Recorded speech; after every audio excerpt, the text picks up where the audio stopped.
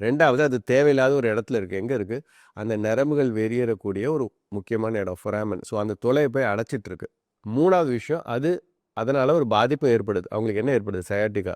So அந்த நரம்பில் அழுத்தம் இருக்கிறதுனால கீழ் முதுகுலேருந்து கால் வரைக்கும் விறுவிறுன்னு இழுக்கிற மாதிரியான pain. So majority of the time அது வந்து ஃபிசியோவில் சரியாகுதான்ற பார்க்குறோம் நம்ம. So சரியாயிடுச்சுன்னா okay. சரியாகாத பட்சத்தில் அந்த தேவையில்லாத பொருளை நம்ம அந்த தேவையில்லாத இடத்துல இருந்து எந்தவித பாதிப்பும் கொடுக்கூடாதுன்றதுக்காக எடுக்கிறோம். ஸோ இதுதான். ஸோ நார்மலான டிஸ்கை நம்ம டிஸ்டர்ப் பண்ணுறது கிடையாது. தேவையில்லாத ஒரு டிஸ்கை தான் நம்ம எடுக்கணும். ஸோ ஃபஸ்ட்டு அந்த கொஸ்டினுக்கு ஆன்சர் வந்து அதுதான். ஸோ உங்களோட நார்மல் டிஸ்க்கு திருப்பி பழையபடி வேலை செஞ்சு தான் இருக்க போது.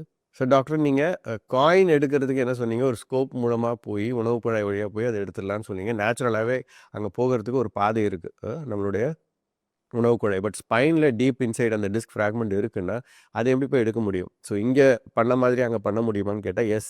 எப்படி இங்கே நம்ம ஸ்கோப் போட்டோமோ அதே மாதிரி லேட்டஸ்ட்டாக எண்டோஸ்கோப் இருக்குது. ஸ்பைன்லேயும் நம்ம ஒரு எண்டோஸ்கோப் மூலமாக எந்தவித தேவையான ஸ்ட்ரக்சர்ஸ் நம்மளுடைய இம்பார்ட்டண்ட்டான தேவையான ஸ்ட்ரக்சர்ஸ் ஸ்பைனில் மசில்ஸ் அதை டிஸ்டர்ப் பண்ணாமல் போய் அந்த டிஸ்க் ஃப்ராக்மெண்ட்டை மட்டும் எடுத்துகிட்டு வரலாம்.